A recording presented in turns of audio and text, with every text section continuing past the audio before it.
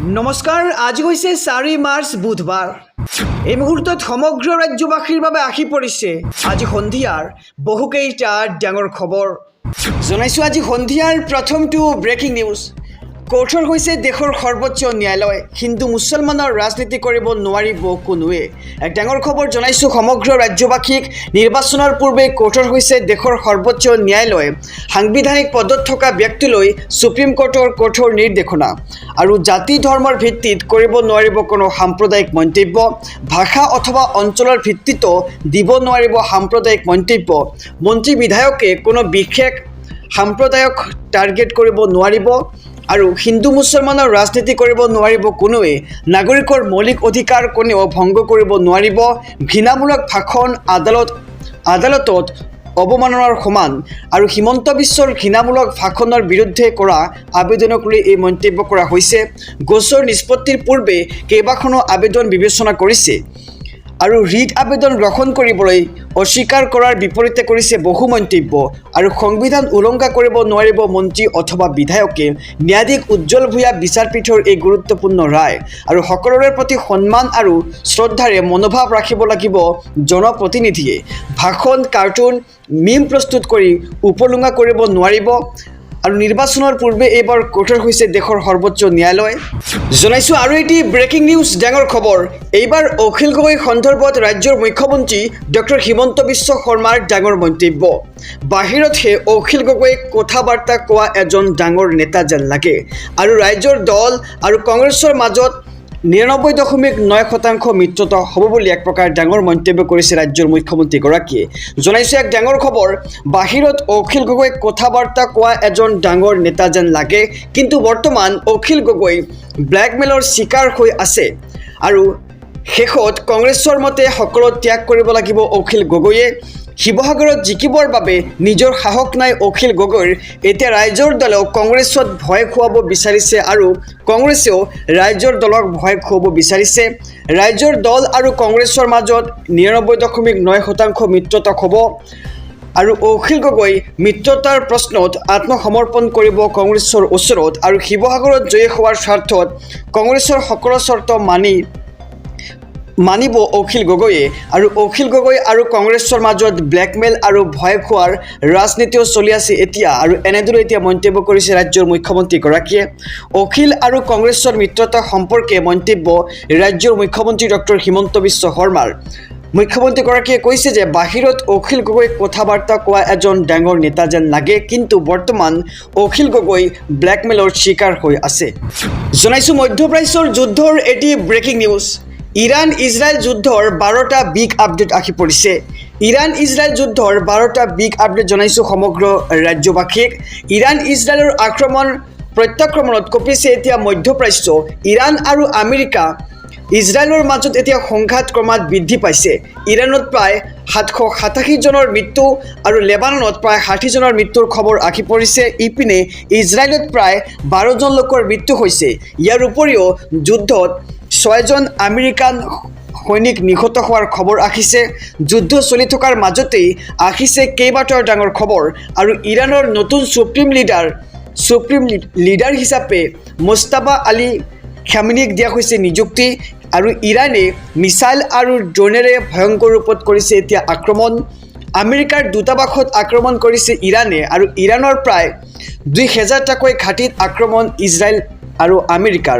আৰু ইৰাকত থকা ইৰাণৰ সমৰ্থনকাৰী সন্ত্ৰাসবাদী সংগঠনৰ জৰ্ডানত আক্ৰমণ। আৰু ইৰাণ ইজৰাইলৰ যুদ্ধৰ পিছতে এতিয়া সষ্টম হৈ পৰিছে ফ্ৰান্স। ভূমধ্য সাগৰত ফ্ৰান্সে সাজু কৰিছে এয়াৰক্ৰাফ্ট কেৰিয়াৰ। আৰু ইৰাণ আমেৰিকাক যুদ্ধ বন্ধ কৰিবলৈ আহ্বান এতিয়া চীনৰ ফালৰ পৰা। আৰু আজি নিশা 10 বজাত খামেনীৰ অন্তিম সংস্কাৰৰ প্ৰক্ৰিয়া আৰম্ভ হ'ব। ইমাম খোমেনী মছজিদত 3 দিনলৈকে হ'ব বিদায় সমাৰোহ। আৰু ইৰাণৰ দ্বিতীয় ডাঙৰ চহৰ মছহদত অন্তিম সংস্কাৰ কৰা হ'ব। ইৰাকৰ ৰাজধানী বগদাদত আমেৰিকাৰ লজিষ্টিকেল ছাপৰ্ট কেম্পত আক্ৰমণ আৰু ড্ৰোনেৰে ভয়ংকৰ আক্ৰমণ ইৰাণৰ ইপিনে ইৰাণত বোমাৰে ভয়ংকৰ আক্ৰমণ ইজৰাইল আৰু আমেৰিকাৰ জনাইছোঁ আৰু এটি ব্ৰেকিং নিউজ ডাঙৰ খবৰ যুদ্ধ শেষ কৰিবলৈ সাজু হৈছে এতিয়া ইৰাণ কিন্তু আমেৰিকাক বান্ধি দিলে চৰ্ত এক ডাঙৰ খবৰ জনাইছোঁ সমগ্ৰ ৰাজ্যবাসীক শীঘ্ৰেই অন্ত পৰিব ইৰাণ আৰু ইজৰাইলৰ যুদ্ধৰ আমেৰিকা ইজৰাইল বনাম ইৰাণৰ সংঘাতত এতিয়া ভয়ংকৰ হৈ পৰিছে মধ্যপ্ৰাচ্যৰ পৰিস্থিতি বিশ্ব কঁপাই যোৱা ইৰাণ ইজৰাইল যুদ্ধ শেষ হোৱাৰ দিশে আগবাঢ়িছে যুদ্ধ শেষ কৰিবলৈ সাজু হৈছে এতিয়া ইৰাণ কিন্তু ইয়াৰ বাবে আমেৰিকাই মানিব লাগিব ইৰাণৰ চৰ্ত আৰু আমেৰিকাক বান্ধি দিলে ইৰাণে এটা বিশেষ চৰ্ত কিন্তু কি এই চৰ্ত ইৰাণৰ প্ৰয়াত সুপ্ৰিম লিডাৰ আয়াতুল্লাহ খেমেনীৰ প্ৰতিনিধিৰ প্ৰথমটো প্ৰতিক্ৰিয়া আৰু ডক্টৰ আব্দুল মজিদ হাকিম ইলাখীৰ পোনপটীয়া চৰ্ত আমেৰিকালৈ আমি যুদ্ধ বন্ধ কৰিবলৈ সম্পূৰ্ণ সাজু আছোঁ আমি আলোচনাৰ বাবে সম্পূৰ্ণ সাজু কিন্তু ইৰাণক উপযুক্ত সন্মান আৰু মৰ্যাদা দিব লাগিব নিৰ্দেশ দিলে আলোচনা হয় আৰু ভৱিষ্যতে যাতে পুনৰ যুদ্ধ নহয় তাৰ প্ৰতিশ্ৰুতি দিব লাগিব আমেৰিকাই আৰু আমি নিজকে ৰক্ষা কৰিবৰ বাবে সেই যুদ্ধ কৰি আছোঁ বুলি মন্তব্য ইৰাণৰ ফালৰ পৰা আৰু আমি আমাৰ অধিকাৰ বিচাৰিছোঁ আৰু আন একো নকয় আক্ৰমণ কৰি থাকিলে আলোচনা নহয় মন্তব্য আয়াতুল্লাহ খেমেনীৰ প্ৰতিনিধিৰ আৰু শীঘ্ৰেই অন্ত পৰিব পাৰে ইৰাণ আৰু ইজৰাইলৰ যুদ্ধ আমেৰিকা ইজৰাইল বনাম ইৰাণৰ সংঘাতত ভয়ংকৰ হৈ পৰিছে মধ্যপ্ৰাচ্যৰ পৰিস্থিতি বিশ্ব কঁপাই যোৱা ইৰাণ ইজৰাইল যুদ্ধ শেষ হোৱাৰ দিশে এতিয়া আগবাঢ়িছে আৰু যুদ্ধ শেষ কৰিবলৈ সাজু হৈছে ইৰাণ আৰু আমেৰিকাক বান্ধি দিলে এটা বিশেষ চৰ্ত জনাইছোঁ মধ্যপ্ৰাচ্যৰ যুদ্ধৰ আৰু এটি ব্ৰেকিং নিউজ পুনৰ আমেৰিকাৰ সামৰিক ঘাটিত লক্ষ্য কৰি ড্ৰোন নিক্ষেপ বাগদাদ বিমানবন্দৰৰ সমীপত থকা US বেছত প্ৰচণ্ড শব্দ শুনিবলৈ পোৱা গৈছে এক ডাঙৰ খবৰ জনাইছোঁ পুনৰ আমেৰিকাৰ সামৰিক ঘাটিক লক্ষ্য কৰি ড্ৰোন নিক্ষেপ কৰা হৈছে বাগদাদ বিমানবন্দৰৰ সমীপত থকা US বেছত প্ৰচণ্ড শব্দ US বেছক লক্ষ্য কৰি নিক্ষেপ কৰা হৈছে নিক্ষেপ কৰাৰ ড্ৰোন ভূপতিত হৈছে আৰু বেইৰুটৰ অট্টালিকাসমূহ খালী কৰিবলৈ নিৰ্দেশ ইজৰাইলী সেনাৰ আৰু অট্টালিকাসমূহলৈ লক্ষ্য কৰি আক্ৰমণ চলোৱাৰ পূৰ্বে খালী কৰিবলৈ নিৰ্দেশ দিয়া হৈছে আনহাতে ষ্টেট অৱ হৰমুজ সম্পূৰ্ণৰূপে ইৰাণৰ নিয়ন্ত্ৰণত থকাৰ দাবী IRGCৰ ভাৰত মহাসাগৰত আমেৰিকান ডেষ্ট্ৰয়াৰৰ ওপৰত ভয়ংকৰ আক্ৰমণ চলোৱাৰ দাবী IRGCৰ মধ্যপ্ৰাচ্যত যুদ্ধৰ ভয়াৱহ পৰিস্থিতিৰ মাজতেই চীনৰ এণ্ট্ৰি দেখিবলৈ পোৱা গৈছে আমেৰিকা আৰু ইৰাণৰ মাজত আলোচনা হ'ব লাগে বুলি দাবী এতিয়া চীনৰ পুনৰ আমেৰিকাৰ সামৰিক ঘাটিক লক্ষ্য কৰি এইবাৰ ড্ৰোন নিক্ষেপ ইৰাণৰ বাগদাদ বিমানবন্দৰ সমীপত থকা US বেছত প্ৰচণ্ড শব্দ শুনিবলৈ পোৱা গৈছে আৰু US বেছক লক্ষ্য কৰি নিক্ষেপ কৰা হৈছে ড্ৰোন জনাইছোঁ আৰু এটি ব্ৰেকিং নিউজ ডাঙৰ খবৰ ইজৰাইলী সামৰিক বাহিনীক লক্ষ্য কৰি লৈছে এইবাৰ হিজবুল্লাই